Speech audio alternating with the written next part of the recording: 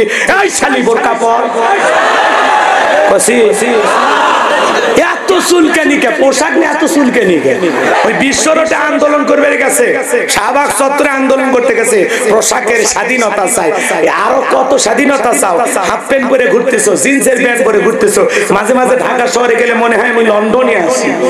আল্লাহ রে কোন দুনিয়ায় পাঠাইলা আমারে, বর্তমানের নারী পুরুষ সমান সমান মাপ, লম্বা চুল কাটিয়া আবার মাথায় লাগাই ক্যাপ।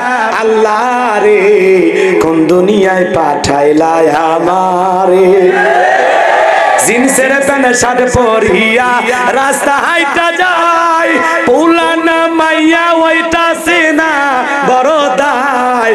আল্লাহ রে কোন দুনিয়ায় পাঠাইলা আমারে, কানে পড়ছে দুল, কপালে পড়ছে কালো টিক। কাছে যা বললাম, ভাই তুমি কি বিলকিস? না আমি আগুন। পুরুষ হয়ে নারীর বেশ ধারণ করছে, কথা বলেন না কেন? বুখারী শরীফের স্পষ্ট হাদিস, আল্লাহ রাসূল বলেছেন কোন পুরুষ যদি নারীর বেশ ধারণ করে আর কোন নারী যদি পুরুষের বেশ ধারণ করে, আল্লাহর লানত তাদের উপরে। কথা বলে ঠিক কি না? আর তুমি ব্লাউজ ছাড়া শাড়ি পরে পোশাকের স্বাধীনতার আন্দোলন করো। দাদি নানি পরেছিল, আমরাও পরবো। তারা 12 হাত শাড়ি দিয়ে পুরো শরীর ঢেকে ঘরের ভিতরে ছিল, তোর মতো বিশ্বরোড মাখায়নি। কথা বল না কেন? ওই বিশ্ব রোডে আন্দোলন করবে গেছে, শাহবাগ চত্বরে আন্দোলন করতে গেছে, পোশাকের স্বাধীনতা চাই। আরো কত স্বাধীনতা চাও? হাফ প্যান্ট পরে ঘুরতেছো, জিন্সের প্যান্ট পরে ঘুরতেছো, মাঝে মাঝে ঢাকা শহরে গেলে মনে হয় আমি লন্ডনে আছি। মা বোনদের পর্দা দেখে কথা বল না কেন আপনারা? আর কত স্বাধীনতা, যেটুকু পরে আছো ওটুকু রাখতে চাচ্ছ না। ভিসা পাসপোর্ট করে যেই দেশে উলঙ্গ মানুষ থাকে ওই দেশে যাও। লজ্জা থাকা উচিত। নারী মানুষ কোনদিন পোশাকের স্বাধীনতার আন্দোলন করতে পারে? পোশাকের আবার কিসের স্বাধীনতা? যার যেটা মন চাচ্ছে সেটাই করতেছে। কেউ কি বাধা দিছে? কথা বলা কেন? বোরকা ছাড়া যে মা বোনেরা রাস্তাঘাটে করে, আমরা কি মুসল্লি নামাজি যারা আছি বাধা দিছি? আমরা খালি উপদেশই দিচ্ছি, মা বোরকা পরো, পর্দা করো। এখনো মা মা বলতেছে, আমরা কি ধমক দিছি এই শালি বোরকা পর? এত চুলকানি কে? পোশাক নিয়ে এত চুলকানি কে? কথা কর না কেন? পোশাক একটা মর্যাদার বিষয়, গৌরবের বিষয়। কথা বলেন না কেন? পোশাক একটা মানুষের সৌন্দর্য ফুটিয়ে তোলে। আর তোমার পোশাক ছাড়া ওই একেবারে করছে, আমার দাদি নানি শাড়ি পরেছিল ব্লাউজ ছাড়া, ওই একেবারে এমন শাড়ি এমন কায়দায় পরেছে পুরো পিঠটা ফাঁকা রেখেছে, মানে কাতার বিশ্বকাপ আর পিঠের উপর। তোদের মতো নারীর লজ্জা শরম নাই। আর তোমরা যে কি ওটা জাতির মানুষ বোঝে। কোন সম্ভ্রান্ত ভদ্র ফ্যামিলির মেয়ে বোরকা ছাড়া রাস্তাঘাটে বের হতে পারে না। যে নারীর ভিতরে সামান্য লজ্জা শরম আছে, ওই নারী কোনোদিন বোরকা ছাড়া রাস্তার বাইরে যাবে না। আল্লাহ বলেন ওয়াকরনা ফি বুয়ুতিকুন্না ওয়ালা তাবাররাজনা তাবাররুজাল জাহিলিয়াতিল উলা। খবরদার খবরদার নারীরা, তোমরা ঘরের ভিতরে অবস্থান করো ওই জাহিলিয়াতের যুগের মেয়েদের মতো নোংরা অশ্লীল পোশাক পরে নিজের দেহকে প্রদর্শন করো না। যদি যাওয়া লাগে বোরকা পরে যাবে, পর্দা করে যাবে। একটা নারী যদি ঢিলাঢালা বোরকা পরে, হাত মোজা পা মোজা লাগায়া রাস্তাতে হেঁটে যায়, মনের অজান্তে শ্রদ্ধার সম্মানে মাথাটা নত হয়ে আসে।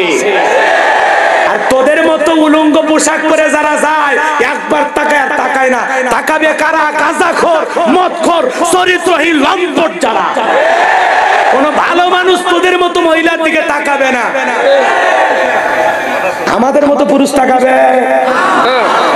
কিয়ামত হয়ে যাবে, তাও তোর চেহারা দেখো, প্রয়োজন চোখ অন্ধ বানিয়ে দেবো, তোর মতো মহিলার দিকে তাকাবো না। কথা আমরা তাকাবো তাদের দিকে যারা প্যাকেটিং হয়ে থাকে।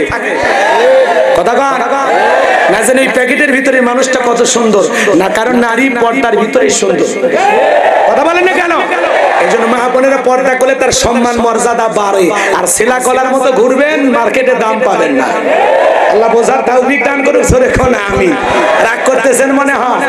হ্যাঁ, একটা মেয়ে যদি ছোটবেলা থেকে বোরকা পরে এলাকায় বড় হয়ে যায়, এলাকার মানুষ মোটরসাইকেলতে লাইন দিবে এলাকায় যে তোমার মেয়ের আমি বিয়ে করব, না জানি এই প্যাকেটের ভিতরে মানুষটা কত সুন্দর। এই জন্য পর্দাতেই নারীকে সুন্দর বানায়। আর নারী শুধুমাত্র সাজসজ্জা করবে দুনিয়ার একটা পুরুষের জন্য, ওই পুরুষটার নাম হলো স্বামী। যত খুশি সাইজা খুঁজা স্বামীরে খুশি করো, কথা কর না। আল্লাহ আমার মা বোনদের হেদায়েত দান করুক, জোরে বলেন আমিন। এই জন্য পর্দা হলো নারীর মর্যাদার বিষয়, গৌরবের বিষয়। মনে রাখবেন, যে জিনিস যত দামি তার প্যাকেটে তত দামি। পর্দা হলো নারীর সিকিউরিটি, পর্দা হলো নারীকে নিরাপত্তা দেবে, পর্দা নারীর সম্মান মর্যাদাকে বৃদ্ধি করবে, আর পর্দাশীল নারীর উপরে আল্লাহর রহমত নাজিল হয়। এই জন্যই তো এখন আব্দুল কাদের জিলানীর জন্ম হবে না, বাইজিদ বোস্তামির জন্ম হবে না, বড় বড় আল্লাহওয়ালারা দুনিয়াতে আসবে না, কারণ এদের ফ্যাক্টরিতে সমস্যা। কথা বল না কেন? আল্লাহ হেদায়েত দান। মন খারাপ করতেছেন নাকি? পিঠ পেট বাই করে রাস্তাঘাটে ঘুরে বেড়াবে, আল্লাহর ওলি জন্ম নেবে, এই জিনিসটাই বললাম। আবার আপনারা উল্টা পাল্টা বুঝেন না। কি বোঝেন? লাম খালি মিম খালি নুনের উপর এক নক্তা, পেট খালি পিঠ খালি ভাবির কপালে ডিজিটাল ফোটা। ওই রং ঢং করে সাজা বেড়ালে কোনদিন আল্লাহওয়ালা ওই পেট থেকে আসবে? আসবে কে? নাস্তিক, বেঈমান, আসবে হারামি, সন্ত্রাস, ক্যাডার, মাস্তান। কথা কন না কে? মা যেমন সন্তান আসবে তেমন। কথাই আছে, এদিক খেয়াল করে, ক্ষেত ভালো তো ফসল ভালো, মা ভালো তো সন্তান ভালো। আমাকে একটা শিক্ষিত মা দাও, আমি একটা শিক্ষিত জাতি উপহার দেবো। কথা বলে ঠিক কিনা? যাই হোক, সময় তো পাবো না, এই জন্য হালকা একটু দিয়ে গেলাম। চলেন সামনের দিকে যাই। কষ্ট হচ্ছে মনে হয় আপনাদের, বিরক্ত হইতেছে আমার ভাইরা? তাহলে সালাত আদায় করতে হবে মনোযোগ দিয়া। কতটা মনোযোগ? সাহাবা ইকরামদের মতো মনোযোগ। মনে থাকবে? বিশ্বনবীর মতো মনোযোগ, বিনয়ের সহিত, নম্রতার সহিত, খুশি খুশি ভাব নিয়ে আল্লাহর ভয়ে সালাত আদায় কর। মনে থাকবে তো ইনশাআল্লাহ? এই যে নামাজ পড়তে পড়তে কিছুক্ষণ মানুষ এদিক ওদিক তাকায়, কেউ ফ্যানের দিকে তাকায়। ও চাচা, আপনি নামাজ নিয়ত ছেড়ে দেন তো, আগে ফ্যান গনেন। মসজিদে কয়টা ফ্যান আছে গনেন, কারণ মরার পরে ফেরেশতারা মনে এটাও প্রশ্ন করবে, তোমাদের মসজিদে ফ্যান কয়টি ছিল? তুমি নামাজ পড়তে করতে ফ্যানের দিকে তাকাও। ও চাচা, এদিক ওদিক তাকাও, এই দেওয়াল ওই দেওয়ালের দিকে দেখো। এগুলো করা যাবে? এক মুরব্বী এত তারা উড়ে করে ওযু করছে, এক ঠ্যাং না ধুয়ে মসজিদে ঢুকছে। টাইসালা মসজিদ, পিছলে খায়, চাচা একদিক লঙ্গি একদিক, তাও বলে আল্লাহু আকবার। মানুষ বলে চাচাকে লঙ্গি ঠিক কর, কয় না আগে জামাত ধরি। এরকম তারা উড়ে করে নামাজ পড়লে হবে না। 2 রাকাত 2 মিনিটে পরে, 4 রাকাত 4 মিনিট। এই 4G 5G গতির নামাজ আল্লাহর দরবারে কবুল হবে না। নামাজ পড়তে হবে স্থির স্থির ভাবে, বিনয়ের সহিত, নম্রতার সহিত। কথা বলেন না কেন? খালি উতাল পাতাল সিজদা মারতেছে। ই বাপ রে বাপ, ওই মানে 2 রাকাতের 4 সিজদা একবারে মারলে ভালো হয়। এরকম নামাজ হবে? দুনিয়ার সবচেয়ে বড় চোরের নাম কি? নামাজ চোর। তো নামাজের ভিতরে চুরি করা মানে কি? রুকু সিজদা ঠিকভাবে করে না, মাজাও সোজা করে না রে ভাই। আছে না না? এই যে রুকু থেকে দাঁড়ায় যে মাজাটা একটু সোজা করবে, সোজা পর্যন্ত করে না। সিজদা দিয়ে যে মাজাটা ভালোভাবে তুলবে না, এরকম করে তুলে, এরকম করে মনে হয় কাকের ঠোকর মারতেছে। কথা কর না কে? এরকম নামাজ দিয়ে জান্নাতে যাওয়া যাবে? নামাজ পড়তে হবে সাহাবা ইকরামদের মতো। এমনও নবীর সাহাবী ছিল 2 রাকাত নামাজ পড়ে সারা রাত কাটায় দিয়েছে। সুবহানাল্লাহ। এই জন্য বিনয়ের সহিত, নম্রতার সহিত, খুশু খুশু ভাব দিয়ে আল্লাহর ভয়ে সালাত আদায় করতে হবে। মনে থাকবে তো ইনশাআল্লাহ? মনে মনে সালাত আদায় করব, মসজিদের ভিতরে দাঁড়াইয়া মনে মনে এটা খেয়াল করব, আমি সালাত আদায় করতেছি, আমার আল্লাহ আমাকে দেখতেছেন। সুবহানাল্লাহ বলবেন না? আমি সালাত আদায় করব আর মনে মনে ভাববো, এই আসরের নামাজ আমার জীবনের শেষ নামাজ। আমি মাগরিব পর্যন্ত আল্লাহর দুনিয়াতে বেঁচে নাও থাকতে পারি। প্রত্যেকটা ওয়াক্তে যদি মনে করতাম এটাই জীবনের শেষ নামাজ, তাহলে আমাদের নামাজগুলো সুন্দর হবে। কথা বলেন ঠিক কিনা? আর এই নামাজগুলো আল্লাহর দরবারে কবুল